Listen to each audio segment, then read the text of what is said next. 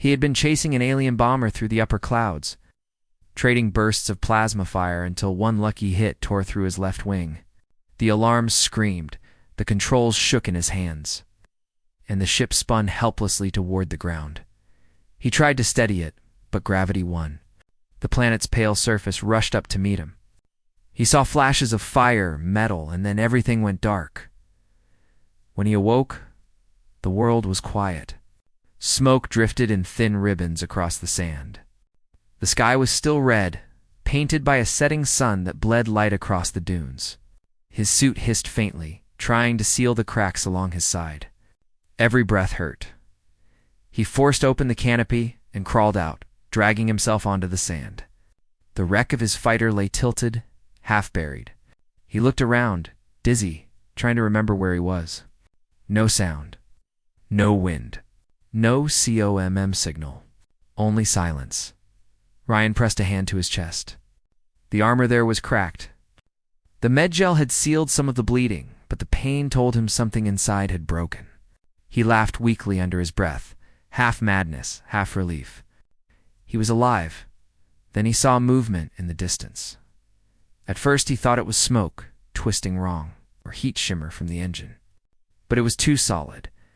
A figure walked toward him through the dust stall, slender, carrying no weapon. The figure's shape was human at first glance, but as it came closer, the differences grew clear. The skin was a smooth silver gray, the hair long and black like strands of glass. An alien. Ryan tensed and reached for his sidearm. It was cracked, but still worked. He raised it with a shaking hand. "Stay back," he warned. Voice rough. The alien stopped a few steps away, tilting her head slightly. The gesture was slow, deliberate, like she was studying a fragile animal. Her eyes glowed faintly blue in the fading light. "You are human," she said. Her voice was soft, smooth as wind, through metal. Ryan blinked. Her language was broken, but understandable. He wondered how she knew his words at all. "You're with the fleet?" he asked. She didn't answer. She stepped closer instead, ignoring the weapon. Her movements were graceful, not threatening. "Don't," he said again. "I'll shoot." "You won't," she replied, almost calmly. He wanted to argue, but the strength was leaving his arm. The world began to tilt around him again. The pain from his ribs flared, white and sharp. He stumbled and fell back to one knee. The gun slipped from his hand, clattering into the sand. The alien was beside him in an instant. She knelt down and touched his shoulder. Her hand was cold and warm at once, like metal that remembered the sun. "Don't touch," he started, but stopped when he felt it. A pulse of energy ran from her fingers into his chest. His suit flickered, and the pain began to fade. He looked down. Her hand glowed faintly against the torn armor. The bleeding slowed, then stopped. "What are you?" She didn't reply. Her lips moved, but the words were not in English. They were low, rhythmic, like a prayer or command. Then she looked into his eyes, and for a heartbeat, he forgot how to breathe. Her expression was not hostile. It was sad. He tried to stay awake, but darkness crept up from the edges of his vision. The last thing he saw was her leaning over him, whispering something in that same strange language. Her voice was a calm sound that cut through the pain and fear. Then he was gone. When Ryan woke again, the stars were out. Cold wind brushed against his face. His wounds ached, but the bleeding had stopped completely. The crash site was quiet. The alien woman was gone. He sat up slowly, groaning. His armor felt lighter. There was a faint mark over his chest plate, glowing faintly like a burner handprint, glowing soft blue before fading. He stared at it for a long time. "She saved me," he whispered. "But why?" He checked his surroundings. The wreck of his fighter still smoked, but the power core had cooled. His survival pack was half buried in sand nearby. He dragged it out, activated the beacon.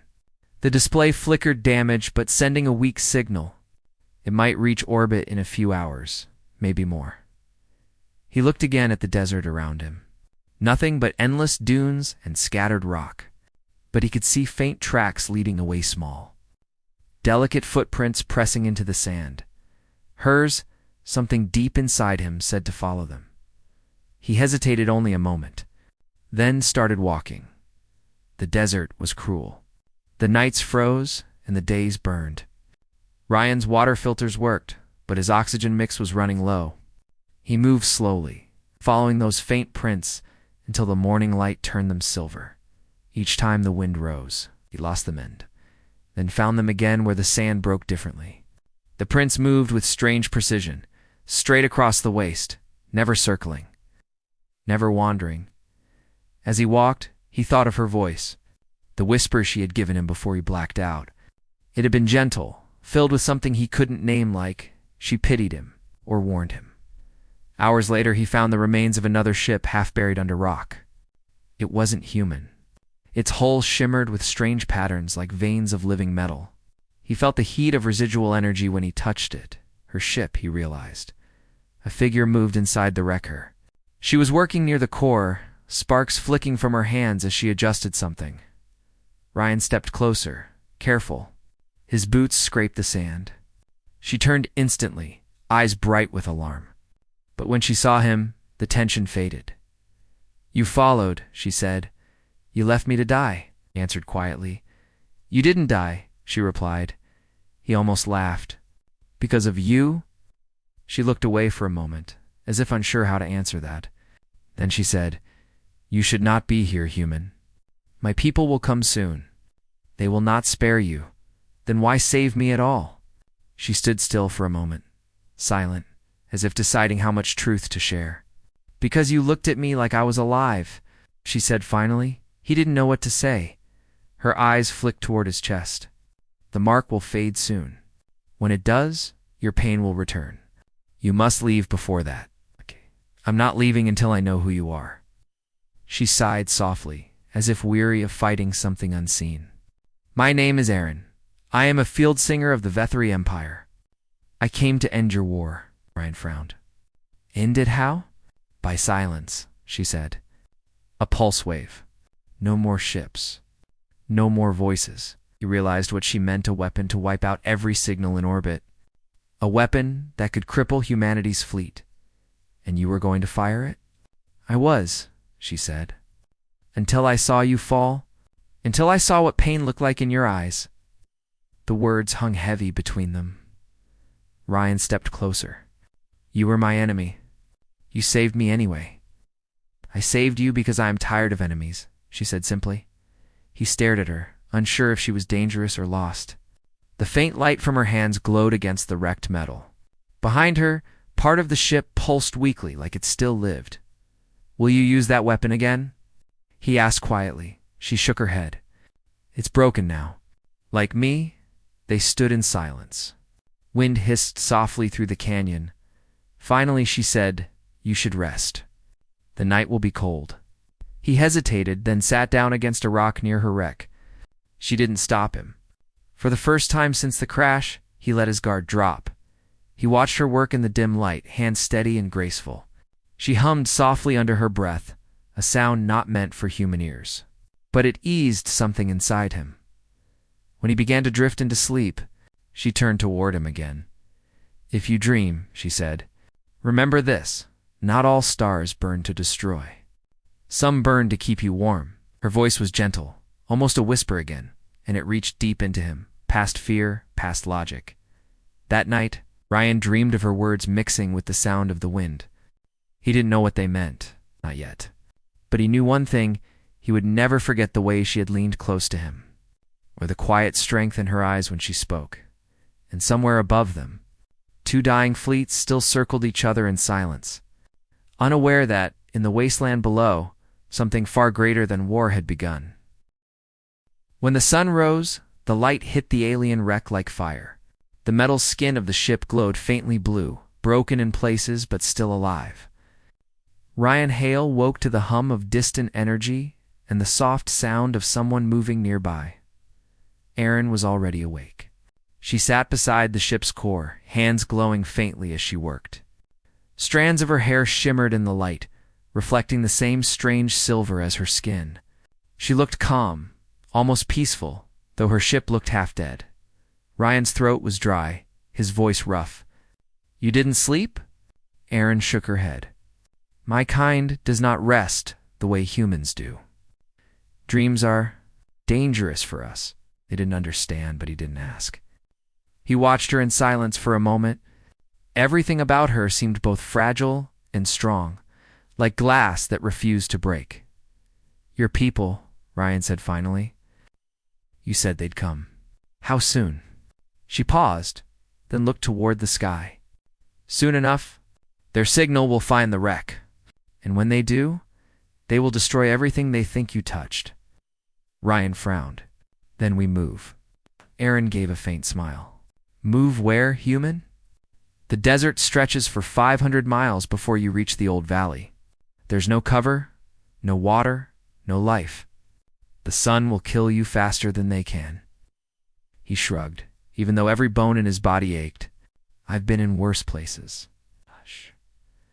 She turned her gaze back to him, studying his face like it was something unfamiliar. You say that as if pain is an old friend. Ryan met her eyes.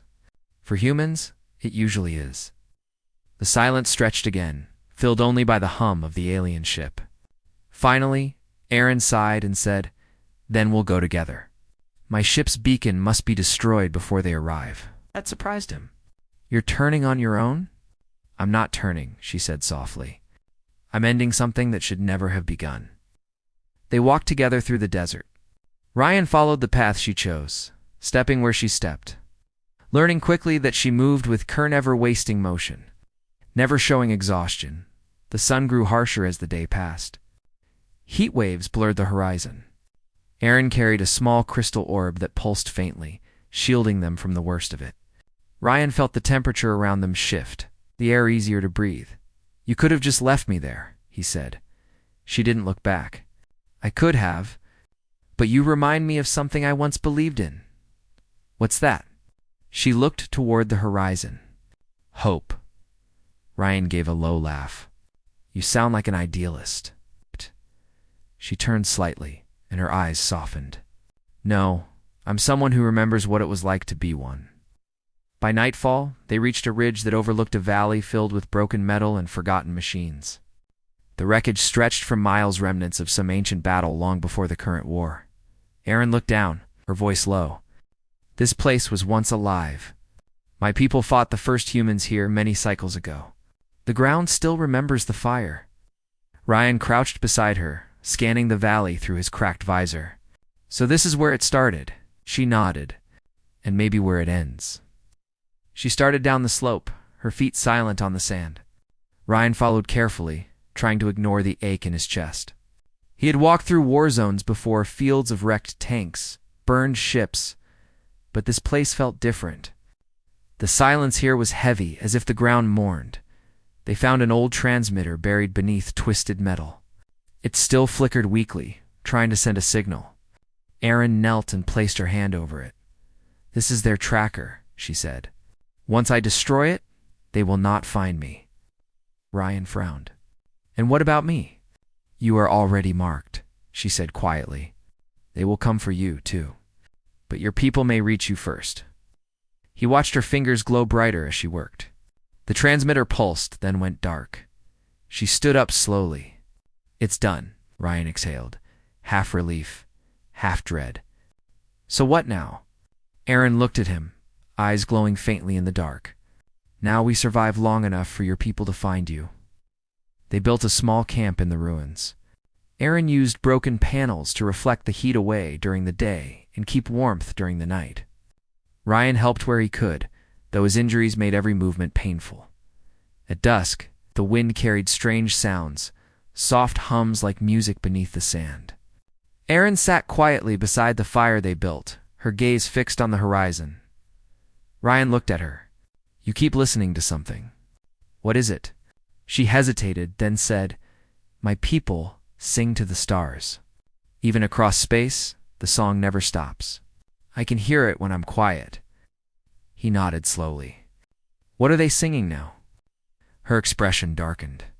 They sing of vengeance, of lost honor. Ryan stared into the fire. Sounds familiar? Erin tilted her head. Do your people sing of war too? We don't sing about it, he said softly. We just keep fighting it. The silence after that was long. The flames crackled, small and steady. Then Aaron asked, "Why do humans fight so much?" Ryan looked up at the sky, where the stars shimmered faintly. "Because we survive by stubbornness. When the world breaks, we build another. When the stars burn us, we find colder ones. Maybe we fight because we don't know how to stop." Aaron's eyes softened. "That's what my people fear. You endure everything. Fear." She nodded. "They call you Deathborn. They say no world can kill you completely." Ryan smiled faintly. "Guess we have a bad reputation?" "It is not bad," she said slowly. "It is lonely." That made him look at her differently. She wasn't mocking him. She sounded almost sad. He asked quietly, "Do you ever get lonely, Aaron?" She didn't answer right away. Her gaze drifted toward the stars again. All soldiers do. Later, when the fire dimmed and the cold crept in, Ryan found himself lying awake. The stars looked close enough to touch. He thought of Earth, the smell of rain, the sound of cities, the faces of people who had never seen this kind of silence. Beside him, Erin sat with her back against a broken engine, eyes half closed. Glowing faintly in the dark, he spoke quietly. "What did you whisper to me?" "Back when I was dying." She turned her head slightly. "You still remember?" "I can't forget. It kept echoing in my dreams." Erin was silent for a long moment. Then she said, "It means you should not die alone. It's a vow among my people. When we say it, we give part of our energy to another life. That's why you lived." Ryan felt something twist inside his chest. "So you risked yourself to save me?" She nodded once. "A small part of me lives in you now. If you die, it dies too." He stared at her, unsure what to say. The air felt heavy with something unspoken. "Why me?" he asked finally. Erin looked at him steadily. "Because you looked at me without hate. No one does that anymore." Her words were soft, but they struck deep. Ryan had seen hatred in many forms in battlefields, in command briefings, in faces of dying soldiers. But in that moment, under the quiet alien sky, he realized how strange it felt to be seen without it. The next morning, the horizon glowed silver blue. A storm was coming. The sand twisted high into the air, carrying static and light. Erin stood at the edge of the ridge, her hair whipping around her face. "They found us," she said. Ryan looked up. In the distance, shapes moved through the hazes like ships with glowing engines cutting across the dunes. "Yours or mine?" He asked both, she said grimly. "They're coming from opposite sides." He grabbed his pack, slinging it over his shoulder. "Then we run," no, she said, shaking her head. "We hide. There's an old shelter beneath this valley. I'll open it." She ran toward the ruins, and he followed close behind. The wind roared, sand cutting across his visor. Lightning streaked through the storm. White against the red sky, they reached a half-buried hatch under the wreckage of a transport. Erin placed her hand on the door. Her palm lit up, and the metal responded like it remembered her. The hatch opened with a low hiss. "Go," she said. Ryan climbed down first, dropping into a narrow tunnel filled with faint blue light. Erin followed, sealing the hatch above them. The tunnel led to an old chamber carved into stone. Strange markings glowed along the walls. Ryan turned, breath heavy. "What is this place?" Erin ran her fingers over the symbols. "A listening post. From before the war, my people built them to study human voices." Ryan frowned. "Why study us?" She looked at him, eyes soft. "To learn how to fear you properly." He almost smiled at that. "And did you?" She stepped closer, her face only inches from his. "Not enough." Outside, thunder shook the ground. Inside, the chamber lights flickered. The storm above grew louder, but inside the tunnel, the world was small, quiet, and filled with the sound of two hearts beating, one human, one alien. Ryan sat down on a broken console, staring up at the ceiling. "So what now?" Erin looked at him for a long moment.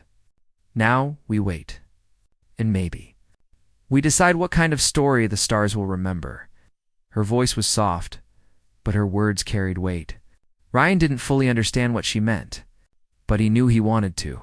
The storm howled above them, but inside, they stayed still to enemies, caught between duty and something neither of them had expected to find, and in that small, forgotten room beneath a dying world.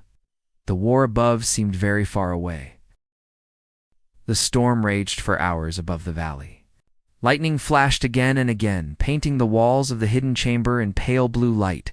The sound was a deep, endless growl, as if the sky itself was angry. Ryan sat near the console, trying to rest, but his body refused to calm. Every crash of thunder made the old metals shake. The air smelled like dust and energy. Erin moved quietly through the chamber. Her eyes glowed faintly in the dimness, tracing symbols carved into the stone. "These words," she said softly, "were written by my ancestors. They spoke of a meeting between light and shadow, between our people and yours. They believed it would bring an end." "An end to what?" "To fear," she said. "But fear doesn't die easily." He watched her hands as they brushed the carvings.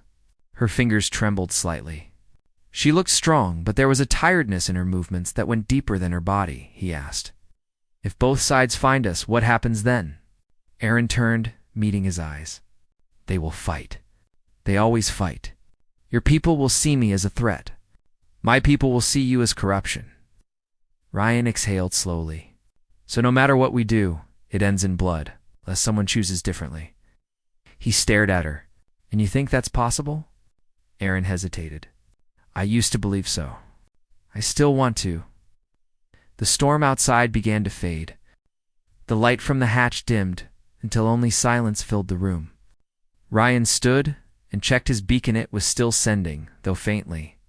"The human fleet might pick it up soon. They'll be here within hours," he said. "Your people too," Erin nodded. "Then the world above will burn again." She moved toward a small console near the wall and touched a symbol. A thin beam of light projected upward, showing a map of the surrounding sky. Two signals blinked, one red, one blue, both moving fast toward their location. Ryan's chest tightened. "That's them." "Yes," she whispered, "and we are between them." He rubbed his forehead.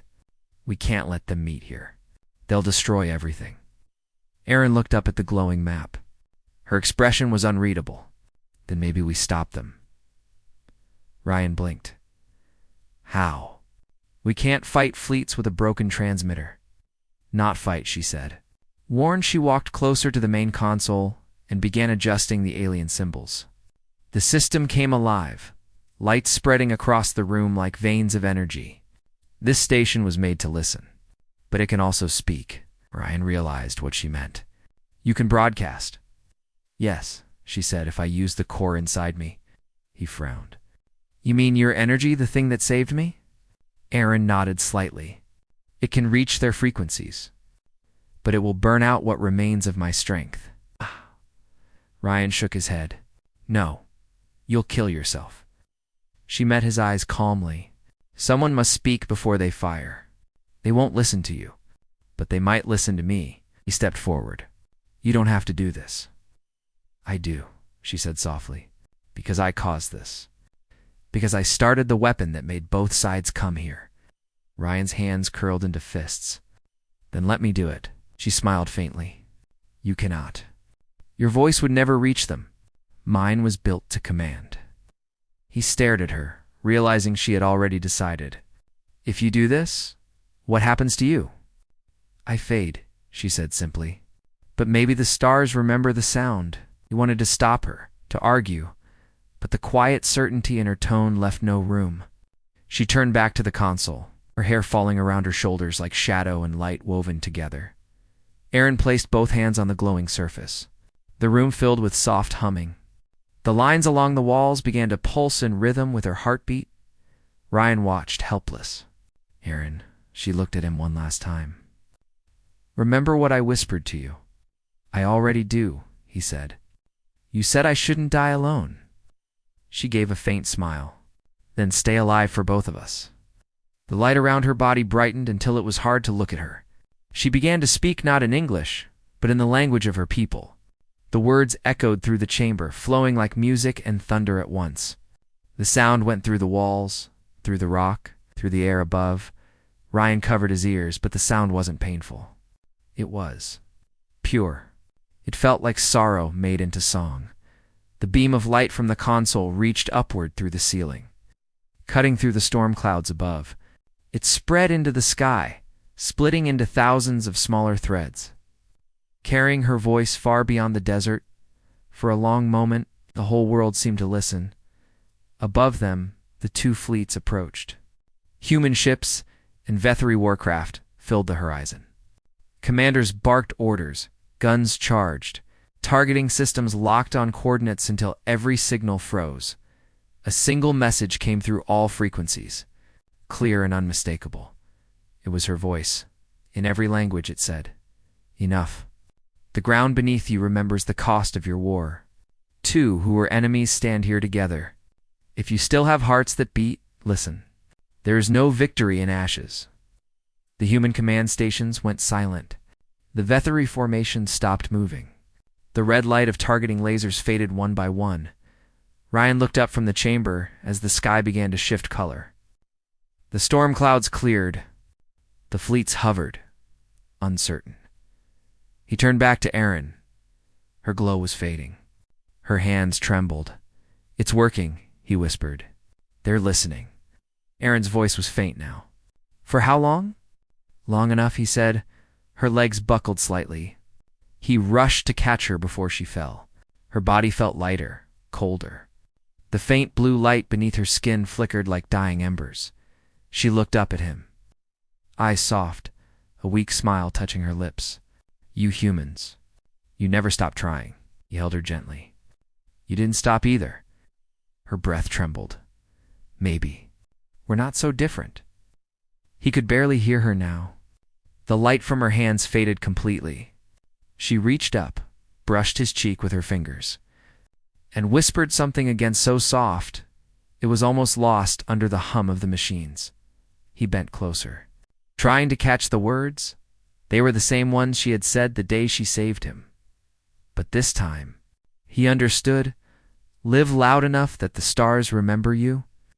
And then she was still. The light from the console dimmed slowly. The chamber grew quiet again. Outside, the fleets pulled back.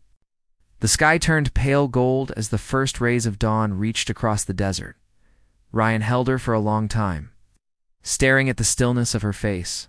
She looked peaceful now, as if she had finally found the silence she had searched for. When he finally stood, he laid her body gently against the wall and covered her with his cloak. His chest hurt not from injury, but from the emptiness she left behind. He activated his beacon once more. The human signal was strong now, guiding rescue craft toward his location. He knew they would find him soon, but when they arrived, they would only find one heartbeat. Hours later, human rescue ships descended into the valley. Soldiers moved carefully through the wreckage, scanning for survivors. They found Ryan standing outside the hidden chamber, his armor scorched, eyes distant. "Captain Hale?" One called. "We thought you were gone." He nodded slowly. "Not yet." They asked what happened. He told them there had been an alien contact, that she had prevented a final battle. He didn't mention her name or what she whispered. Some truths were not meant for reports. When they lifted him aboard the shuttle, he looked back one last time at the desert. A single beam of light still glowed faintly from beneath the sand, fading as the sun rose.